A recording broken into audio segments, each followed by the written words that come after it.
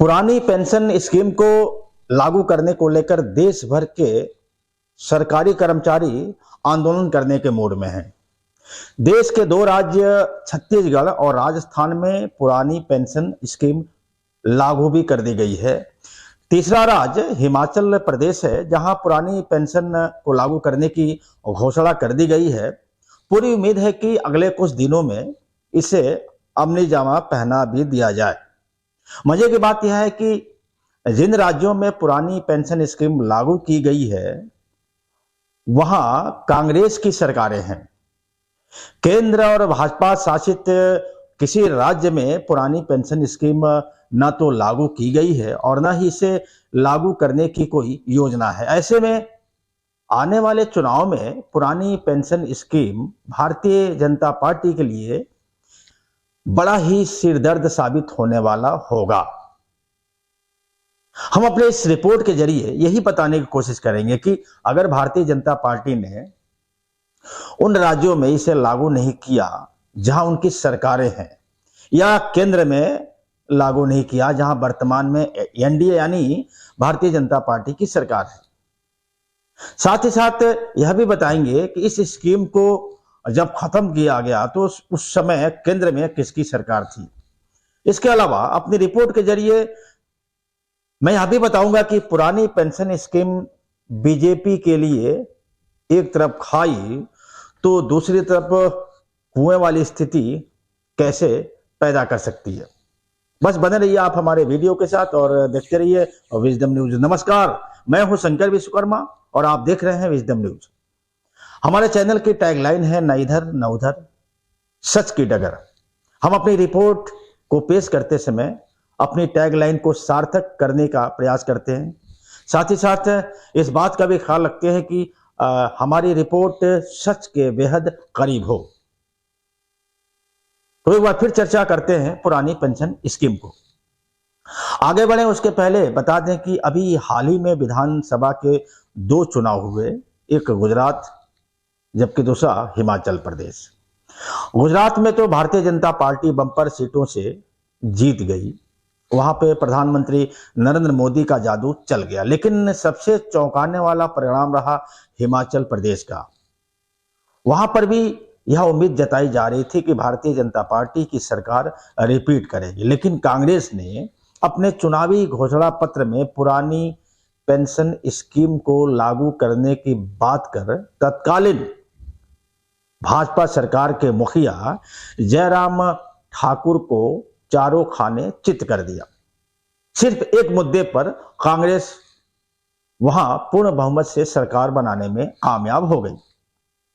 हालांकि दोनों पार्टियों ने हिमाचल की जनता से कई वादे किए थे, लेकिन शायद सरकारी कर्मचारी जो हिमाचल प्रदेश के हैं, सरकारी कर्मचारी वोटरों ने पुरानी पेंशन स्कीम लागू करने की घोषणा को ज्यादा पसंद किया और जिसका नतीजा यह रहा कि उन्होंने दिल खोलकर कांग्रेस के समर्थन में वोट किया।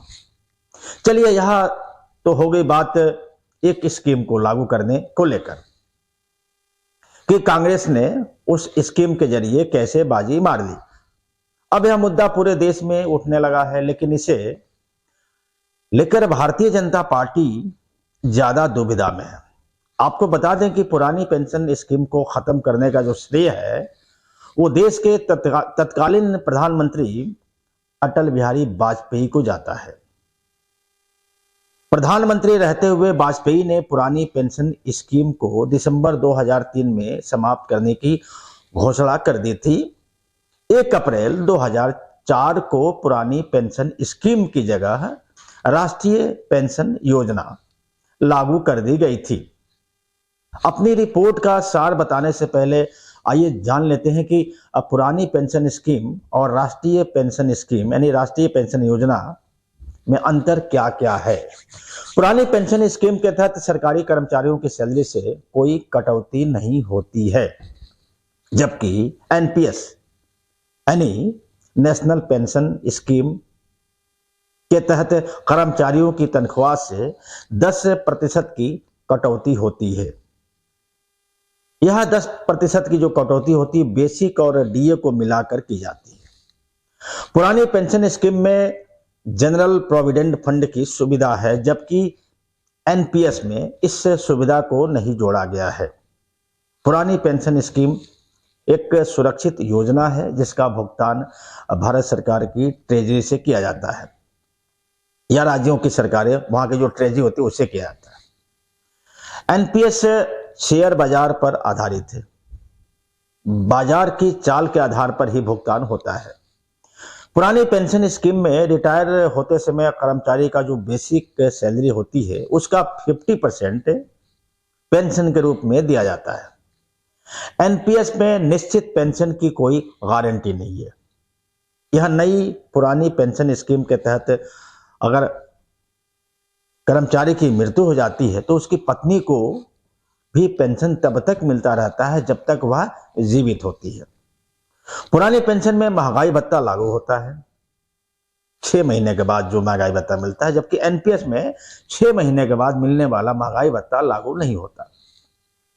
पुरानी पेंशन स्कीम के तहत रिटायरमेंट के बाद 20 लाख रुपए तक की ग्रेजुएटी फंड मिलता है। एनपीएस में ग्रेजुएटी का अस्थायी प्रावधान है। एनपीएस में कर्मचारी की मौत हो जाने के बाद उसके परिवार को पेंशन नहीं मिलता है, जबकि पुरानी पेंशन स्कीम के तहत जीपीएफ के ब्याज पर किसी प्रकार का इनकम टैक्स नहीं लगता है। उधर एनपीएस में रिटायरमेंट पर शेयर बाजार के आधार पर जो पैसा मिलता है उस पर टैक्स देना पड़ता है। पुरानी पेंशन स्कीम में रिटायरमेंट के समय प्राप्ति के लिए जीपीएफ से कोई निवेश नहीं करना पड़ता है, जबकि एनपीएस में रिटायरमेंट पर पेंशन प्राप्ति के लिए एनपीएस फंड से 40% इन्वेस्ट करना पड़ता है।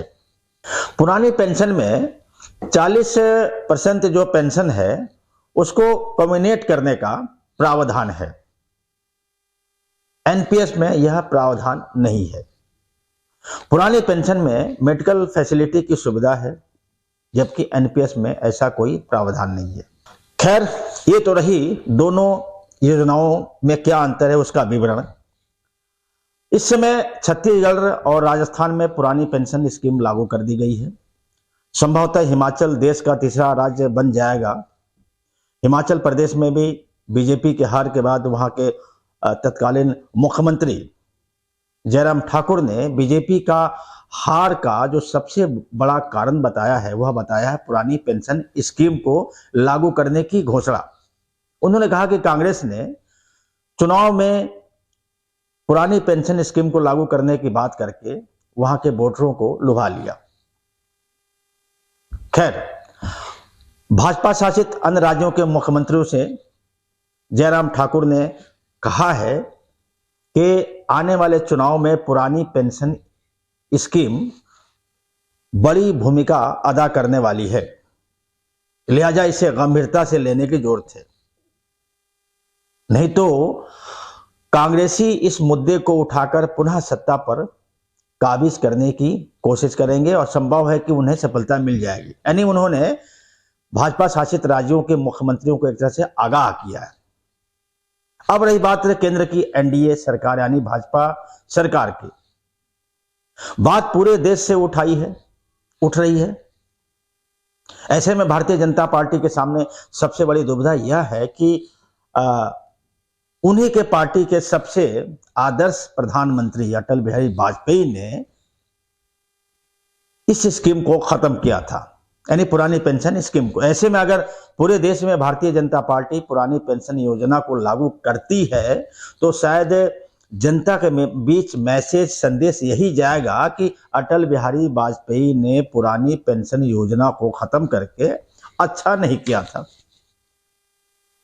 भारतीय जनता पार्टी की तरफ से कई बार ऐसे बयान आए हैं जिसमें बताया गया है कि पुरानी पेंशन योजना लागू करने से राजकीय कोष पर अनावश्यक बोझ बढ़ता है या बढ़ेगा। भारतीय जनता पार्टी कई बार यह भी बताने की कोशिश कर चुकी है कि जनता का पैसा पेंशन के रूप में खर्च करना सही कदम नहीं है। खैर, पुरानी पेंशन का मामला इतनी आसानी से खत्म होने वाला नहीं है। संभव है कि आगे आने वाले विधानसभा चुनाव और 2024 के लोकसभा चुनाव में भी यह मुद्दा पूरी तरह से गरमाएगा। कांग्रेस ने तो खेल कर दिया पुरानी पेंशन स्कीम को लागू करके, या यूं कहिए कि पुरानी पेंशन स्कीम को लेकर के उसने जो गुगली डाली है वो काम कर रही है। भारतीय जनता पार्टी के बल्लेबाजों को सोचने पर मजबूर कर दिया है कि कांग्रेस की इस गुगली को कैसे झेला जाएगा आने वाले चुनाव में। नमस्कार।